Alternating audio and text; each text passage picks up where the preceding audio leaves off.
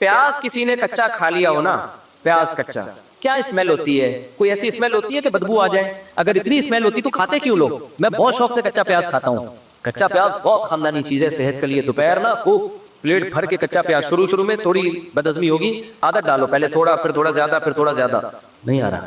کچا پیاز رات کے وقت میں نہیں, دوپہر کے وقت میں چھیلو, 4 ٹکڑے کرو, اور ممی ڈیڈی والا نہ بناؤ اس کو. پیاز کو پہلے نمک لگا کے وہ کیا, پھر بہایا, پھر وہ کر کے وہ بیڑا گرک ہو گیا پیاز کا. تو کچا پیاز پہلے تھوڑا, پھر آہستہ, کیونکہ اسے ایسیڈیٹی ہونے کا خطرہ ہوتا ہے تو ہضم دیر سے ہوتا ہے, تو عادت ڈالو. پھر ایک وقت آ جائے گا پورا بھر کے پیاز کھا لو گے آپ کچا پیاز دوپہر کو. یہ ٹاپک سے تھوڑا میں ہٹ گیا ہوں, لیکن آپ دوپہر کو کچا پیاز کھاؤ. کھانے کے ساتھ آدھا 1 گھنٹہ قیلولہ کرو. اس کے بعد جب آپ اٹھو تو آپ اپنے جسم میں پاور دیکھنا, آپ ایسی خاندانی ہے, ایسا لگ رہا ہے بجلی بھر گئی ہے باڈی میں. اور شوگر بھی کنٹرول ہوتی ہے اس سے بہت زیادہ. آپ کا میٹھا کھانے کا دل کرنے لگے گا باقاعدہ. پیاز کے بارے میں پرانے حکیم کہا کرتے تھے انسان دوست. سمجھ رہے ہو؟ پہلے حکیم کہا کرتے تھے, ڈاکٹر نہیں مانتے تھے, اب ڈاکٹروں نے بھی ماننا شروع کر دیا. حکیم تو شروع سے ہی کہتے آ رہے ہیں. پیاز کے بارے میں حکیم کہا کرتے تھے بڈھے کو جوان کرنے والی اگر کوئی چیز ہے نا تو کیا ہے؟ پیاز ہے. بڈھوں کو جوان کر دے, ایسی خاندانی چیز ہے. لیکن بچوں کو مائیں کھلاتی نہیں ہیں, اسمیل ہوتی ہے, وہی مرچیں, ٹوپی ڈرامہ, فضول قسم کی باتیں. تو میں نے جب جس اسکول میں پڑھتا تھا وہاں میں پٹھانوں کے اور یہ جو بلوچ بچے ہیں نا ان کو دیکھتا, 4تھی کلاس میں نے بلوچوں کے بچوں کو دیکھا ہے ایسے سیب کی طرح پیاز کھاتے ہوئے. میں کہتا تھا ان کا اسٹیمنا دیکھو یار, کیونکہ ہم تو ممی ڈیڈی ٹائپ کے تھے, فل ممی ڈیڈی نہیں تھے, ورنہ یہ سب اتنی شادیاں وادیاں بچے بچے نہ ہوتے. شوگر ہے, بیلنس قسم کے ممی ڈیڈی تھے. اتنے وہ بھی نہیں تھے کہ کچا پیاز ایسے کھانا شروع کر دے, لیکن ان کے اسٹیمنا میں دیکھتا تھا. اور وہ بچے, بلوچوں کے بچے ایسے صحت مند تھے, ہر شخص ان سے پھڈا کرتے ہوئے ڈرتا تھا. پھر ہم جب سیکنڈری اسکول میں گئے تو وہاں بھی ہم نے دیکھا, ہمارے اسکول میں بدماش لڑکا تھا, ہر ایک سے پھڈا. ایک بلوچ کا پھڈا اس سے ہونے والا تھا تو اس نے پھڈا کینسل کرا کے بھاگ گیا. میں نے کہا یار کیوں کہہ رہے بھائی, یہ بہت مشکل کیس ہے. حالانکہ وہ غریب بلوچ تھا. کیا تھا؟ ایسے پیاز کھاتے تھے سیب کی طرح, ناک سے پانی. اور 4تھی کلاس کا بچے میں یہ اسٹیمنا, بچہ بھی نہیں, کو ایجوکیشن تھا 5ویں کلاس تک ہمارا, تو بچی تھی وہ بلوچ بچی, ایسے پیاز کھا رہی تھی. ہم کہتے بھائی تو بچے کو جس چیز کی عادت ڈالو گے ڈل جائے گی عادت. مائیں نہیں کھانے دیتی, آنسو نکلیں گے, ناک بہے گی. بہنے دو یار بچے کو, کچھ ممی ڈیڈی سے نکالو. تو وہ سوچو کتنی پھر ان کی صحت ہوتی تھی. پیاز آپ کی جراثیم مار دیتا ہے باڈی میں جا کے, بہت فائدہ مند چیز ہے. لیکن ایک اسمیل ہوتی ہے, اتنی گندی نہیں ہوتی کہ الٹیاں آ جائیں. تو نبی نے پیاز کھانے سے منع نہیں کیا, حلال چیز ہے بھائی کھاؤ. لیکن جب اجتماعی معاملہ ہوگا تو مسجد میں آنے سے پہلے اگر کسی نے کھا لیا تو آپ نے فرمایا لا یقربن مصلانا, ہماری نماز مسجد کے قریب بھی نہ پھٹکے ہو, اندر گھسنا تو دور کی بات ہے. اب آپ نے کچا پیاز کھا کے آپ آ گئے مسجد میں, آپ کو ڈکار آئی. سب کو تکلیف نہیں ہوتی, جو خود کھا کے آیا ہوگا اس کو کہاں تکلیف ہوگی, وہ اس سے بڑی ڈکار آپ کے منہ پہ لے لے گا, ڈکار کے مقابلے شروع ہو جائیں گے. لیکن کسی کو تو تکلیف ہو سکتی ہے نا, ایک آدمی کو تکلیف ہو گئی, وہ آیا یار تم نے پیاز کھائی ہے. اور تو دیکھو اب کوئی پیاز کھا کے مسجد میں آ گیا, ہمارا بیان سنا, اتنے فضائل پیاز کے, کچا پیاز کھایا, مسجد میں آیا, ہلکی سی ڈکار آئی, تیسرے آدمی کو تکلیف ہوئی, اس نے آ کے کہا یار, حالانکہ کوئی ایسا نہیں تکلیف ہوگی کہ اوپر کھا کے گر جائے گا, الٹیاں, کچھ بھی نہیں ہوگا. لوگ پتہ نہیں کیا کیا بدبوئے لے کے آ رہے ہوتے ہیں مسجد میں. لیکن وہ آ کے آپ سے کہے گا کہ یار یہ تکلیف مجھے ہوئی ہے. آپ کو بھائی میرا ارادہ تمہیں تکلیف دینے کا نہیں تھا, پیاز حلال ہے نا, حرام تو نہیں ہے. ہاں بھی حلال ہے, اتنے فضائل ہے. ہاں بھی ہے. کیا تیرے کو الٹیاں لگ گئی ہیں, پیٹ میں مرور ہو گیا ہے, اتنا نیک بننے کی کیا ضرورت ہے تجھے؟ تو یہ دلیل صحیح ہوگی. آخر میں آپ یہ کہو گے بھائی میرا ارادہ تمہیں تکلیف دینے کا نہیں تھا, بھائی میں نے تو جان بنانے کے لیے پیاز کھایا. تو حدیث سے ہمیں پتہ چلتا ہے کہ یہ کافی نہیں. اگرچہ آپ کا ارادہ تکلیف دینے کا نہیں تھا, لیکن پیاز کھانے سے پہلے آپ نے تکلیف سے بچانے کی نیت بھی نہیں کی. آپ کو باقاعدہ نیت کرنی چاہیے تھی کہ میں پیاز تو کھا رہا ہوں, لیکن میں نیت کرتا ہوں میرے اس عمل سے کسی کو ذرا سی بھی تکلیف نہ ہو. تو اگر نماز کا ٹائم ہوگا تو آپ کہو گے تکلیف تو ہو سکتی ہے. بھائی ہونا ضروری نہیں ہے, تکلیف کا امکان کافی ہے, خوب سمجھ لو. آپ کچا پیاز کھا کے آئے, ضروری نہیں ہے کہ لوگوں کو تکلیف ہو, لیکن امکان ہے کہ میں بھی ہو سکتا ہے تکلیف ہو. اس ہو سکتے سے بچانے کے لیے کیا حکم دیا جا رہا ہے؟ کھا کے مسجد میں مت آؤ. اس لیے نماز کے بعد لنچ رکھے اپنا, اور نماز سے پہلے رکھا ہے تو پھر پیاز نہیں کھائیں آپ اس میں, یا اتنی ہلکی کوانٹٹی میں کھائیں کہ اس کے بعد کھانا کھا کے اس کی اسمیل آئے ہی نہیں. بعض وقت ریٹیل کوانٹٹی میں کھایا جاتا تو نہیں پتہ چلتا, یا اس کو پکا کے کھا لیں, لیکن پکا کے وہ فائدے نہیں ہوتے. تو اس سے شریعت کا مزاج سمجھنا چاہیے کہ جو شریعت آپ کو کچا پیاز جو حلال چیز ہے, جس کی اسمیل سے کوئی نہ بندہ بے ہوش ہوتا ہے، نہ اس کو الٹیاں آتی ہیں، نہ وہ ایسے منہ خراب کرتا ہے، بس ہلکی سی اسمیل آئے گی. جب جو شریعت یہ اسمیل برداشت نہیں کر رہی ہے، وہ واش روم میں پانی بہائے بغیر آپ کو باہر نکلنے دے گی؟ وہ اپنی پروڈکٹ آپ کو نمائش کے طور پہ دوسروں کو دکھانے کا موقع دے گی؟ وہ اپنی پخانے کی گندی بدبو ایگزاسٹ چلائے بغیر آپ پبلک کو سنا رہے ہو، اس کی پرمیشن دے گی آپ کو؟ نہیں آئی میرا خیال ہے بات. تو یہ کہاں ہو سکتا ہے بھائی؟ لیکن آپ دیکھ لو یہ ساری چیزیں ہماری سوسائٹی میں چل رہی ہیں. اور ایک اور اہم مسئلہ ہے، اللہ کرے وہ زیادہ اچھی طرح سمجھ میں آ جائے. بعض خواتین کے، جب پہلے میں بہت فون سنا کرتا تھا تو کم کر دیے ہیں، یہ شکایتیں مردوں کو عورتوں سے نہیں ہوتی کہ بدبو کے ساتھ ہمارے پاس آ جاتی ہیں. یہ بیماری عورتوں میں نہیں ہے، مردوں میں بہت بیماری ہے کہ وہ زوجہ کے ساتھ رات گزارے گا پسینے کی بدبو کے ساتھ، بغلیں بڑی بھی ہوں گی. تو بھائی جیسے مرد پر عورت کا حق ہے، یعنی عورت پہ مرد کا حق ہے، ایسے ہی مرد پر بھی عورت کے حقوق ہیں. وَلَهُنَّ مِثْلُ الَّذِي عَلَيْهِنَّ بِالْمَعْرُوفِ. آپ کیوں اپنی بدبو اپنی بیوی کو سنگھا رہے ہو یار؟ اب عورتیں اس میں صبر کرتی ہیں، میاں ہیں، ناک پہ مکھی بٹھا لے گا اگر اس کو بول دیا تو یہ بھی غلط ہے، ناجائز ہے. یہ اللہ نے بیوی کے بارے میں کیا کہا؟ وَصَاحِبَتِهِ، تمہارے ساتھ رہنے والی. آپ مسجد میں 5 ٹائم کے لیے آتے ہو، اس میں جو لوگ آپ کے ساتھ کھڑے ہوتے ہیں، آج فجر میں جو کھڑا ہوا آپ کے ساتھ، ہو سکتا ہے ظہر میں وہ نہ ہو، کوئی دوسرا ہو، ان کو پیاس کی بدبو سے بچایا جا رہا ہے. اور بیوی جو ساری زندگی آپ کے ساتھ چپک کے رہتی ہے، اس کو اسلام آپ کی بدبو سے بچانے کا حکم نہیں دے گا ہے بھائی؟ اس کے بارے میں اسلام آرڈر نہیں کرے گا کہ اپنی بدبو اس سے چھپا کے رکھو. نہیں، آپ کی بدبو اس کو نہیں آنی چاہیے. نہاتے نہیں ہیں ایسے جی عظیم لوگ ہیں نا، عظیم لوگ، مہینے میں 1 دفعہ نہاتا ہے. میں نے تیری بیوی کیسے پردہ، وہ بیچاری عادی، اس کو بھی بدبو کی عادت پڑ جاتی ہے. ایک عورت کی شادی ہوئی بھنگیوں میں، اب اس کو بڑی اسمیل آتی تھی، تو 1-1.5 ہفتہ گزرا، 2 ہفتے گزرے تو وہ اپنی ساس سے کہنے لگی، دیکھ جب میں تیرے گھر رخصت ہو کے آئی تھی کتنی بدبو تھی، 1 مہینے میں میرے آنے کی برکت سے وہ بدبو ختم ہو گئی. اس ساس نے بولا، میں بھی جب اس خاندان میں آئی تھی نا تو میں بھی اس خوش فہمی میں تھی کہ 1 مہینے کے بعد بدبو ختم. تو اصل بات یہ ہے کہ بدبو ویسے ہی ہے، بلکہ پہلے سے بھی زیادہ بڑھ گئی ہے، تجھے بدبو کی عادت پڑ گئی ہے. تو جو بھی ہمارے خاندان میں باہر سے کوئی خاتون آتی ہے، 1 مہینہ ہے اس کے صبر کا امتحان، اس کے بعد اس کو بدبو آنا ختم. تو بعض آدمیوں کو بالکل ہوش نہیں ہوتا، بدبو سنگھا رہے ہو یار تم، اپنی پسینے کی بدبو، اپنی بغلیں صاف نہیں کر رہے. بعض مذہبوں میں ایسا ہوتا ہے کہ وہ نہ بغل کے بال صاف کرتے ہیں، نہ زیر ناف بال صاف کرتے ہیں. اب ان کا کلچر ہے، کسی کے کلچر کو ہم کیا کہیں. بھائی کم از کم اتنا تو ہونا کہ آپ اپنی گھر والی کا ہی خیال کر لو، اس کو کتنی اسمیل آئے گی اس سے، کتنی بدبو آئے گی اس سے. تو بدبویں باقاعدہ شیئرنگ پہ چل رہی ہوتی ہیں، غلط ہے. اسی میں ایک اور اہم ترین بات، اللہ کرے یہ باتیں سمجھ میں آ جائیں. دیکھو ہمارے نبی صلی اللہ علیہ وسلم نے اپنی باڈی کی صفائی میں استنجا کے بعد، یعنی قضائے حاجت میں جو استنجا کیا جاتا ہے اس کے بعد سب سے زیادہ جس چیز کی صفائی کا اہتمام کیا وہ دانت تھے. سمجھ میں آ رہی بات کہ نہیں آ رہی؟ سب سے زیادہ آپ نے اپنے باڈی کے جس پارٹ کو صاف کیا ہے نا استنجا کے علاوہ، تو پیشاب وغیرہ تو اس میں تو ہے ہی، وہ تو بہت ہمیں حکم ہے اس کی صفائی، لیکن اس کے بعد سب سے زیادہ اگر باڈی کے کسی پارٹ کو صاف کرنے کا حکم ہے تو وہ کون سا پارٹ ہے؟ بولو، دانت. ناک نہیں ہے، کان نہیں ہے، آنکھیں نہیں ہے، جسم نہیں ہے، سب سے زیادہ کس کو صاف کیا ہے آپ نے؟ دانتوں کو. میں چونکہ پبلک سے بہت زیادہ ملتا ہوں نا، تو مجھے اب یہ چیز سمجھ میں آنے لگی ہے کہ اسلام نے دانتوں کی صفائی کو اتنا فوکس کیوں کیا ہے. لوگ آتے ہیں، آج ایک صاحب آئے، وہ سمجھ جائیں گے ان کی بات ہو رہی ہے، ان صاحب کو رہنے تو کسی اور کی بات کر رہا ہوں میں. دانت سے انسان کی پرسنالٹی کا دانتوں سے بہت گہرا تعلق. دانت صاف نہیں کر رہے ہوتے، پھر آ کے منہ میں گھسے جا رہے ہوتے ہیں کوئی بات سمجھانے کے لیے، مسئلہ سمجھانے کے لیے، منہ میں باہر بیٹھ کے بھی میں بات سن لیتا ہوں. اب ان کو میں ان کے منہ پہ نہیں کہہ سکتا کہ تمہارے دانتوں سے اسمیل آ رہی ہے، تمہارے منہ سے اسمیل آ رہی ہے، تھوڑا سا یوں رہو بھائی، وہاں رہ کے بات کر لو. کان میں گھسے چلے جا رہے ہوں گے کہ پرائیویٹ بات ہے تو پرائیویٹ بات ہے تو چھاؤں میں آ جاؤ یار، اتنی کیا پرائیویٹ ہے کہ کان میں گھس جائے گا بھائی. کیونکہ جب کان میں گھس رہا ہے تو منہ قریب آ رہا ہے، منہ قریب آ رہا ہے تو سانس پاس کے تو منہ سے تھوک آ رہا ہوتا ہے. ہمارے ایک دوست بائک پہ میرے ساتھ آگے بیٹھے ہوتے ہیں، منہ پیچھے کر کے جب بات کرتے تو ہوا کی وجہ سے نا باقاعدہ تھوک میرے منہ پہ آگے لگ رہا ہوتا. آپ سمجھ رہے ہیں میں مبالغہ کر رہا ہوں، یہ حقیقت ہے، لیکن میں ان کو کہہ تو نہیں سکتا تھا، وہ ناراض ہو جاتے ہیں. ہم برداشت کر رہے ہیں تھوک. میں نے کہا ہیلمٹ، اصل میں تو بائک میں پیچھے بندے کو بھی ہیلمٹ پہننا چاہیے. تو بات کر رہے ہیں، تھوک آ رہا ہے منہ پہ، کوئی احساس ہی نہیں ہے اس کو.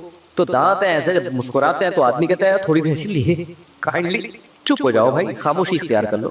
تو ایک دفعہ کیا کرنا چاہیے، کیونکہ بہت سے لوگوں نے بہت عرصے سے دانت صاف نہیں کیے ہوتے، ایک دفعہ ڈینٹسٹ سے جا کے گھسائی کروا لے، رگڑائی کروا لے. اب یہ برش سے صاف ہونے والے نہیں ہیں. ہمارے یہاں ایک مزدور کام کرتا تھا، गुटके खाता, उसके दांतों का जो हशर नशर हुआ हुआ था, मैं जब उससे बात करता वो नीचे करके वो समझता था शायद एहतराम कर रहे हैं मुफ्ती साहब, मेरा इज्जत दे रहे हैं मुझे। एक दिन मैंने उसको कहा, मैंने कहा देख तू किसी डेंटिस्ट से दांत साफ करवा ले, पैसे मैं खर्च करूंगा। अब आप वो समझ रहा होगा इतना बड़ा दिल, भाई बड़ा दिल नहीं, क्योंकि मेरा तेरे से रोज वास्ता पड़ रहा है, ये तकलीफ तुझे थोड़ी हो रही है, ये मैं अपने ऊपर इन्वेस्टमेंट कर रहा हूँ। फिर भी नहीं किए उसने, फिर भी नहीं किए।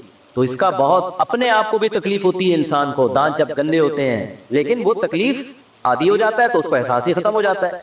तो जिस बॉडी के जिस पार्ट को नबी सल्लल्लाहु अलैहि वसल्लम ने सबसे ज्यादा, सुबह उठते ही मिसवाक, फिर नमाज से पहले मिसवाक, रात को सोते हुए मिसवाक सिराने रखी होती थी, से पता चलता है भाई दांतों की सफाई भी कम वैल्यू नहीं है, इसकी बहुत ज्यादा वैल्यू है, क्योंकि स्मेल आती है। नबी सल्लल्लाहु अलैहि वसल्लम को इतनी शदीद नफरत थी ना बदबू से, इतनी शदीद नफरत कि आपने हजरत ज़ैनब के घर शहद पिया तो हजरत आयशा रजी अल्लाह अन्हा और हजरत हफ्सा के पास आए, तो उनको थोड़ा जैसे सोकरों में एक होती है कि भाई वो वहाँ तो शहद खा रहे हैं उनकी बारी में, तो आपकी तबीयत तो वहाँ ज्यादा माइल होगी।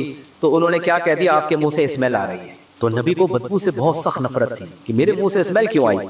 तो आपने कसम उठाई, अल्लाह की कसम आइंदा शहद नहीं पीऊंगा मैं, क्योंकि आप समझे शायद शहद की वजह से स्मेल आ रही है, हालांकि वो स्मेल नहीं थी, यानी बदबू नहीं थी, स्मेल तो थी बदबू नहीं थी। तो उस पर कुरान की आयतें नाजिल हुई, लिमा तुहर्रिमु मा अहल्लल्लाहु लक, जिस चीज को अल्लाह ने हलाल किया नबी आप क्यों हराम कर रहे हैं। तब तगी मरदात अज़वाजिक, अपनी अज़वाज को खुश करने के लिए, तो हलाल ही रहेगा, शहद में बदबू थोड़ी होती है। लेकिन इससे इतना तो पता चला हमारे नबी को बदबू महसूस नहीं हुई, लेकिन आपने कहा किसी और को अगर महसूस हो रही है तो बस शहद क्या है, हमेशा के लिए हराम, सही है ना, किसी को क्यों महसूस हो रही है। तो इतनी शदीद नफरत थी। इस्लाम में खुशबू भी इसीलिए है कि बदबू को पहले खत्म करो उसके बाद खुशबू। बास कम वक्त क्या करते हैं, बदबू बाकी रखते हैं, उस बदबू को छुपाने के लिए खुशबू का स्प्रे कर रहे होते हैं। वो तो और कीचड़ बना दिया यार आपने, नहाएंगे नहीं, बदबू दूर नहीं करेंगे स्प्रे करके। मैंने इसका बहुत सख्त, मेरे घर में अगर कहीं बदबू आ रही हो मैंने सख्ती से मना किया, स्प्रे नहीं करना, स्प्रे नहीं करना। वो बदबू बर्दाश्त कर लेंगे भाई, हम उसको दूर करने की कोशिश करो। अब किसी और के घर से आ रही है तो क्या करे आदमी, लेकिन ये उसको छुपाने के लिए जो स्प्रे हमसे नहीं होता भाई, ये नहीं होता, ये तो उसको जायद, क्योंकि फिर तो एहसास ही खत्म हो जाएगा ना। अभी एहसास तो है कि यार इसको खत्म करो, किसी तरीके से हटाओ यहाँ से। तो ये सब चीजें हैं मेरे भाई, इसलिए इस्लाम का हुक्म ये नहीं है कि आप कोई अमल करो और आप कह दो मेरा इरादा तकलीफ पहुंचाने का नहीं था, इतना काफी नहीं है, इससे आपकी छूट नहीं होगी। आप जब अमल करो तो आप कहो कि मैं अमल से पहले मैंने इरादा कर लिया था कि मैं इस तरीके से काम करूंगा कि किसी दूसरे के लिए तकलीफ के तमाम ऑप्शन बंद। फिर भी अगर तकलीफ पहुंच जाए फिर इंसान माजरत भी करे, सॉरी भी करे, फिर भी हो जाती है, बाज दफा ना चाहते हुए भी हो जाती है। लेकिन ये तो तरीका ही नहीं है भाई कि सब कुछ हो रहा है, बंदे मर रहे हैं और आप आखिर में सॉरी करके पतली गली से निकल लो। सरिया लेके जा रहे हो, बाइक वाला बेचारा गुस्से, हम तो उसको देख के ऐसी आई जब उसकी बाइक सरिये के ऊपर आई ना, यूं उसके भी रक्स सुरूरी की महफिल लगाई थोड़ी सी उसने, जब रुका है तो वो गुस्से में वो बुनेर का पठान जो है ना, लेकिन बेचारा क्या कर सकता, सारा गुस्सा अपने ऊपर ही उतार दिया उसने। यूं उसको समझ में नहीं आ रहा था जाके गर्दन से पकड़ूं, लेकिन वही बात है, उसने कहा वो तो निकल गए, अब मैं आधा घंटा उनके पीछे भागूं, और वो पीछे पीछे सरिया भी है, उससे भी बच के जाना पड़ेगा। तो ख्याल आइंदा इस चीज का हमें करना चाहिए। तो खैर मैं अपनी बात को बस समेटता हूँ। तो इस्लाम इंसानियत का दर्स सिखाता है, लेकिन आज हमारी मजहबी रसूमात उसमें इंसानियत खत्म। जलसों में रोड ब्लॉक हो रहे हैं और 40वें की छुट्टी और तीजे की छुट्टी और जी आज चहलम है इसकी छुट्टी, आपके फोन क्या हो गया, वो नेटवर्क ही बंद हुआ है। मलेशिया से हमारे जानने वाले ताजिर आए, 10 मुहर्रम चल रहा था, आते ही उनकी मीटिंग थी तिजारत की, कह रहे हैं यार अजीब मुसीबत है यार, कराची एयरपोर्ट पे उतरा हूँ, जिस मीटिंग में फोन करना है फोन ही बंद। मैंने कहा बंद, क्योंकि इमाम हुसैन 10 मुहर्रम को शहीद हुए थे। कह रहे भाई हमने थोड़ी शहीद किया था उनको, खुदा न खास्ता हमें सजा मिले, हम तो उनकी शहादत पे गमज़दा हैं। क्या हम भी मुसलमान हैं भाई, हम सैयदना हुसैन से हम भी मोहब्बत करते हैं। ये मोहब्बत का कौन सा तरीका है कि आप लोगों को अजाब में डाल दो।